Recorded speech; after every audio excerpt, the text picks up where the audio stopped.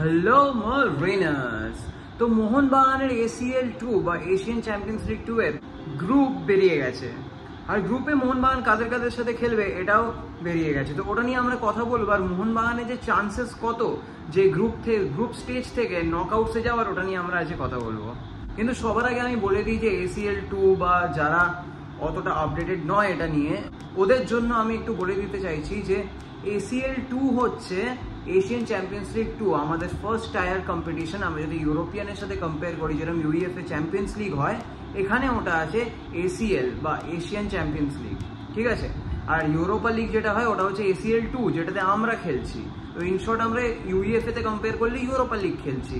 আর third যেটা east Bengal খেলছে ওটাকে বলে AFC চ্যালেঞ্জার কাপ, যেটা ইউরোপিয়ানে আছে UEFA কনফারেন্স লিগ, ঠিক আছে।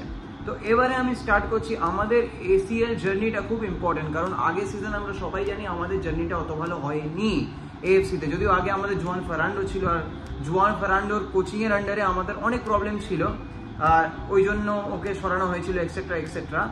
কিন্তু এইবারে আমাদের সেই প্রবলেম নেই, আর এবারে আমাদের জোসে মলিনিয়া কোচ আছে, আর জোসে মলিনিয়ার উপর আমি বিশ্বাস করি ওর কোচিং, আর এই জন্য আমাদের এবারে AFC জার্নিটা অনেক বেটার, অনেক ভালো হওয়া উচিত। তো আমাদের গ্রুপ কিরম পড়েছে, কোন কোন টিম পড়েছে, কারণ এই টিমগুলো কিন্তু এশিয়ার one of the best teams যাদের সাথে আমরা কম্পিট করবো। After all it's an intercontinental cup, এটাও তো ইজি হবে না। তো এবারে আমি অনেক স্ট্রং অপোনেন্ট আমি এক্সপেক্ট করেছিলাম, আর স্ট্রং অপোনেন্ট আছে, কিন্তু তার মানে এই না যে আমাদের একদমই চান্সেস নেই। আমাদের অ্যাকচুয়ালি ক্লিয়ার কাট চান্সেস আছে একদম নকআউট স্টেজ অব্দি যাওয়ার। তো আমি ওটাই আশা করছি যে গ্রুপ স্টেজ থেকে কোয়ালিফাই করে আমরা নকআউটস অব্দি তো অ্যাটলিস্ট যাবোই আপাতত। তারপর নকআউটসের ব্যাপারে পরে কি হবে ওটা পরে ভাবা যাবে। তো আমাদের যে ফার্স্ট টিম পড়েছে, যাকে নিয়ে আমি কথা বলতে চাই, সেটা হচ্ছে কাতার লিগের আল ওয়াকরা। এবার আল ওয়াকরা লাস্ট AFC কম্পিটিশন খেলেছিল 2002-তে, তারপরও কোয়ালিফাই করেনি। আর আল ওয়াকরা সৌদি বা কাতারে আপনারা যেরকম স্টার নাম শোনেন, Xavi, Iniesta, Ronaldo, Neymar etcetera, Benzema, N'Golo কান্তে, ওরকম কোনো স্টার প্লেয়ার ওদের নেই, ঠিক আছে।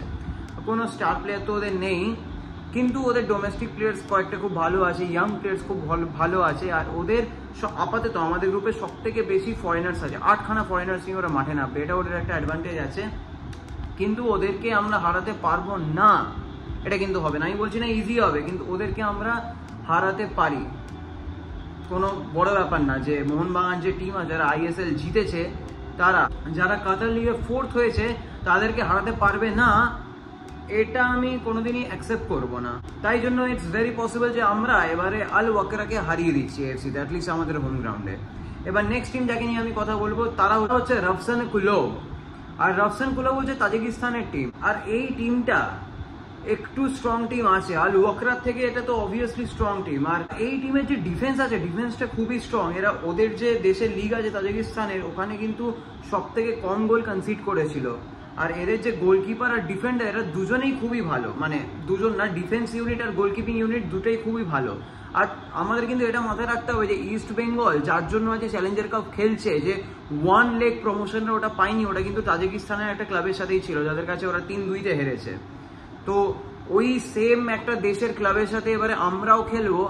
আর এই ক্লাবটা একটু ভালো হলেও, এদের ডিফেন্স ভালো হলেও, আমাদের তো যা অ্যাটাক আছে, আমরা হারিয়ে দিতে পারি ওদেরকে, অ্যাটলিস্ট আমাদের হোম গ্রাউন্ডে। ওদের ডিফেন্স ফ্লাকচুয়েট করতে পারে, আর যদি না হয় এদের কাছ থেকে পয়েন্ট নেওয়া, মানে ড্রয়ের পয়েন্ট নেওয়া, অ্যাটলিস্ট 1 পয়েন্ট ও 3 পয়েন্ট কোনো পয়েন্ট নেওয়া একটা লেগে, আমি দুটো বলছি না, একটা লেগে কোনো বড় কথা নয়। তো আমি এক্সপেক্ট করছি এদের কাছ থেকে আমরা পয়েন্ট নেব।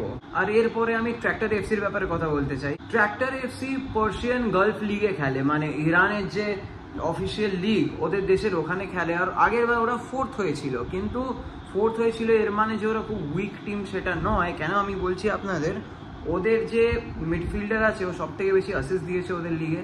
ওদের যে ডিফেন্ডার আছে ও শুধু ওদের দেশের না, আমি গোটা এশিয়ারও যদি ধরি, one of the best promising player, ঠিক আছে।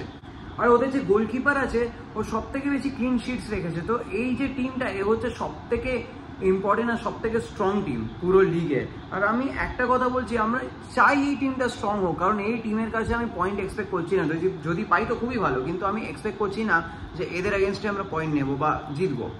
পয়েন্ট নিলে তো খুবই ভালো, কিন্তু এই টিমটা যদি একটা স্ট্রং টিম থাকে না গ্রুপে, তাহলে কিন্তু খুব ভালো হয়। কারণ ওই একটা স্ট্রং টিম বাকি 3টে টিমকে যদি হারিয়ে দেয়, তাহলে আমাদের অ্যাকচুয়ালি 3টে ক্লাব একটা পজিশনের জন্য খেলবে, ওই একটা টিমের কাছে কেউ পয়েন্ট নিতে পারবে না। ঠিক আছে, তো এটা কিন্তু একটু ইজি হয়ে যায়। আর আমাদের যে বাকি দুটো টিম আছে ওদের কাছ থেকে কিন্তু আমরা ইজিলি পয়েন্ট নিতে পারি। তো আমরা যে ফাইট করব ওটা কিন্তু লেটস বি অনেস্ট সেকেন্ড পজিশনের জন্যই ফাইট করবো, আর সেকেন্ড পজিশন নিলেই আমরা নকআউটসে চলে যাব। তো এখানে যে আমরা গ্রুপ স্টেজ থেকে নকআউটে যাব এটা কিন্তু খুবই রিয়েলিস্টিক ব্যাপার। এটা কোনো এরম কিছু না যে আমরা পারবো না বা স্বপ্ন দেখছি এএফসি নকআউট খেলবো না। আমরা এবারে এএফসি নকআউট যাওয়ার আমাদের খুব ক্লিয়ার চান্স আছে। এবার সব কিছু ডিপেন্ড করছে জোসে মলিনিয়ার ওপর, জোসে মলিনিয়া কি করতে পারবে। কিন্তু আপাতত যা কোচিং করিয়েছে আমার তো জোসে মলিনিয়াকে খুব প্রমিসিং লাগছে। যদিও আমরা অ্যাকচুয়ালি জোসে মলিনিয়া খেলা অতটা একদমই দেখিনি, কিন্তু আপাতত ইনিশিয়াল স্টেজে যা লাগলো, আমি ভিডিও বানিয়েছি আপনারা চাইলে দেখতে পারেন, খুব প্রমিসিং লাগলো। আর আমি এক্সপেক্ট করছি জোসে মলিনিয়া কিছু করবে, কিছু এরম করে দেখাবে যাতে আমাদের এএফসি গ্লোরিটা আসে। আর আশা করছি আমাদের এএফসি গ্লোরি আসবে খুব তাড়াতাড়ি। আর আপনার যদি ভিডিওটা ভালো লাগে চ্যানেলটাকে সাবস্ক্রাইব করুন, ভিডিওটাকে লাইক করুন, আর আপনার কি মতামত আপনি কমেন্টে জানান যে এএফসিতে আমরা কত দূর যেতে পারবো বা কি করতে পারবো। আর until next time, thank you for watching. জয় মোহনবাগান।